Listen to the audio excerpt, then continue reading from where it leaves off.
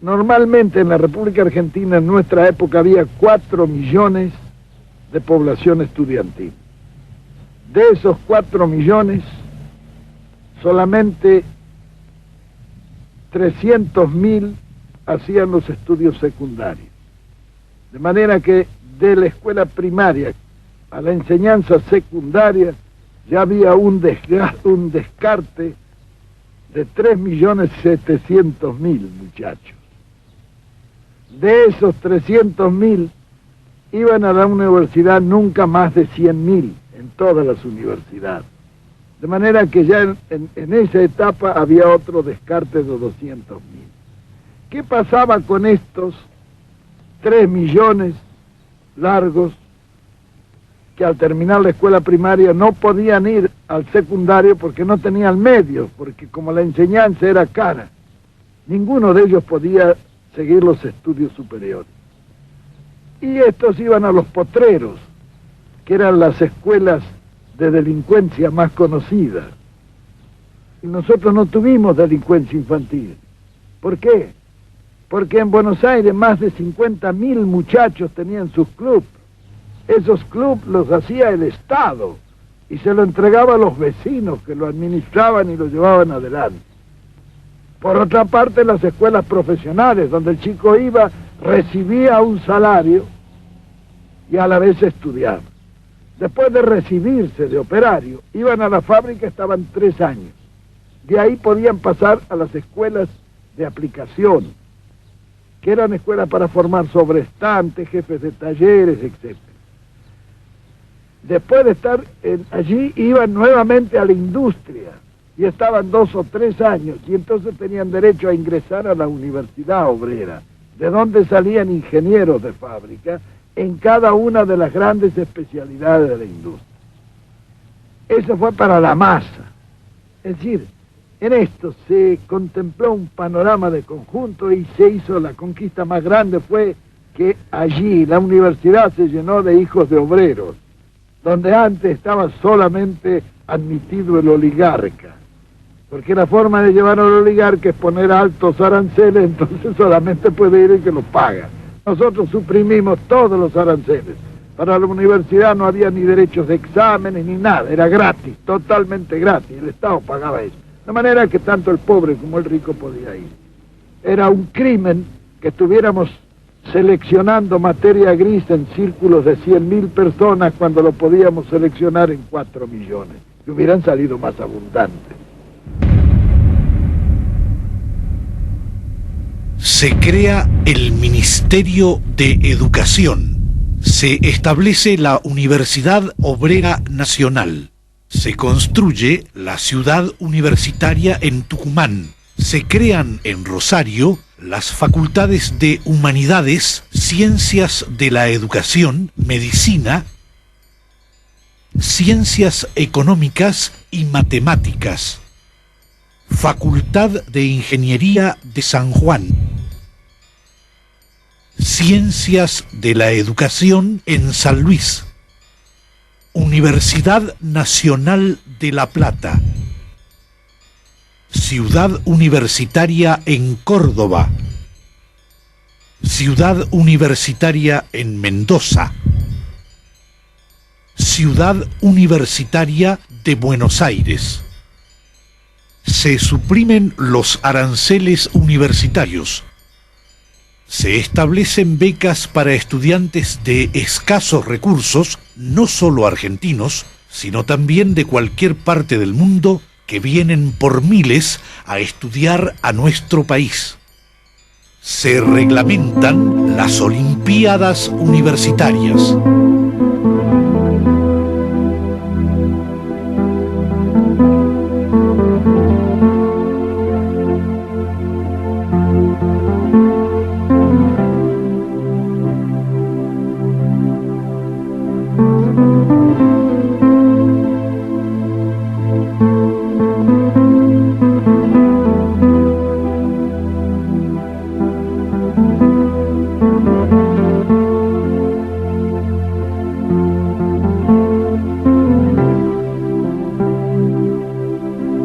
Se crean misiones monotécnicas para que los alumnos de zonas rurales aprendan artes y oficios como zapatería, carpintería, albañilería, herrería y mecánica.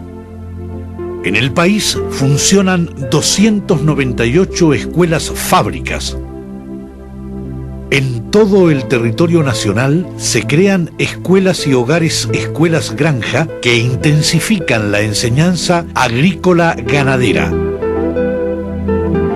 Se instalan comedores escolares gratuitos en los centros educativos.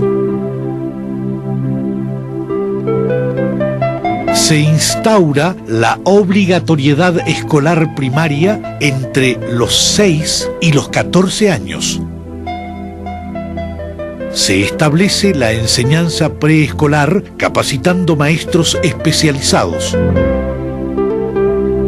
Se habilitan 1.064 jardines de infantes. Se organizan las colonias de vacaciones. Entre los años 1946 y 1955, la cantidad de alumnos se elevó a 2.870.000. La atención de adultos analfabetos y la capacitación preescolar de los jóvenes que nunca habían sido contemplados motiva la creación de escuelas nocturnas con secciones para la enseñanza primaria y enseñanza práctica de materias especiales. Para la solución del problema que plantea la educación de niños y adultos inválidos, enfermos y deficientes mentales o de los sentidos, se crean las escuelas de policlínicos y domiciliaria, ambas únicas en el mundo. Se quintuplica el presupuesto para la educación. Se duplica el sueldo de los maestros y se establece una bonificación para aquellos que van a enseñar a lugares alejados e inhóspitos. Se construyeron más escuelas que en todo el resto de la historia argentina, 8.000.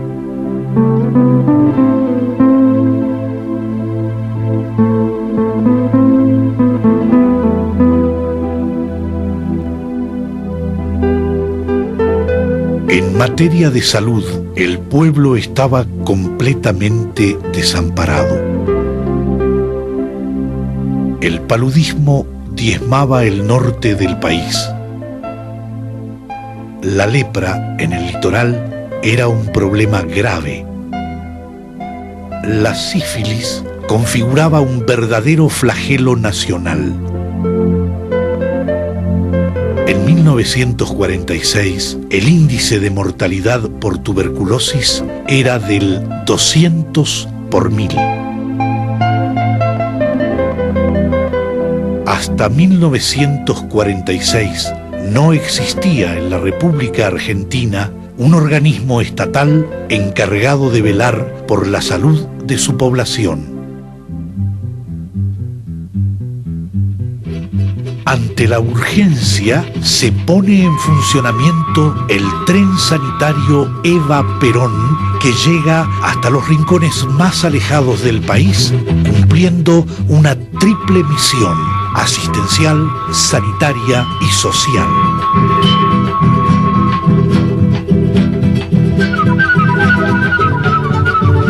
El tren cuenta con usina, sala de cirugía, sala de odontología, de traumatología, de radiografías, laboratorio de análisis clínicos, un vagón farmacia que suministra en forma gratuita los medicamentos recetados y un microcine para los pacientes que esperan ser atendidos.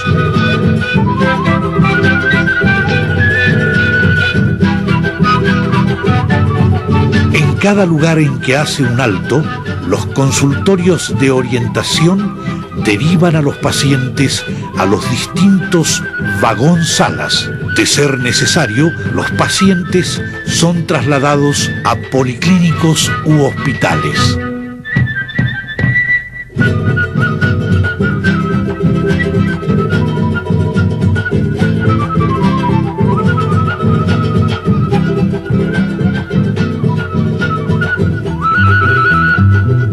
se crea en 1946 el Ministerio de Salud.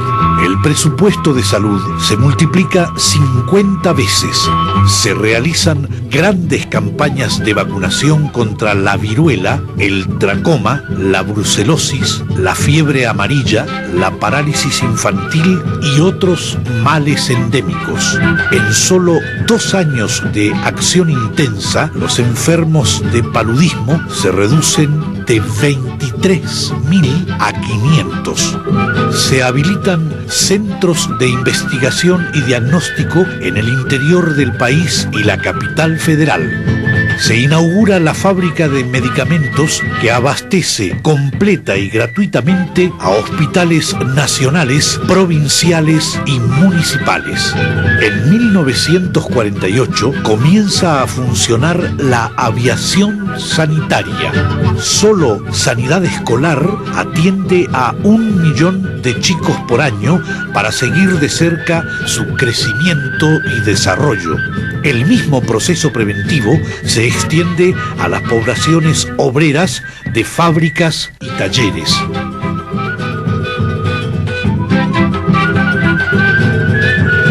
Son habilitados más de 100 centros materno-infantiles en la Argentina y en países hermanos como Bolivia y Ecuador. Para atacar el flagelo de la desnutrición, los servicios gratuitos de alimentación atienden diariamente a 380.000 chicos. Se habilitan los hospitales termales de Río Hondo y Carué.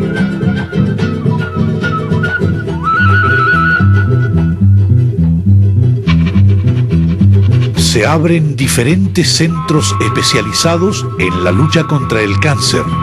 Se crea el Banco Central de Sangre, que incluye una fábrica de plasma disecado y otros derivados. Entre 1951 y 1955 se habilitan 10 nuevos centros sanitarios en todo el territorio nacional con capacidad para atender 570.000 personas. Las 60.000 camas asistenciales que había en 1946 aumentan a 120.000 en 1951 y al promediar 1955 llegan a 180.000. El país contaba entonces con 18 millones de habitantes, o sea, una cama asistencial cada 100 habitantes.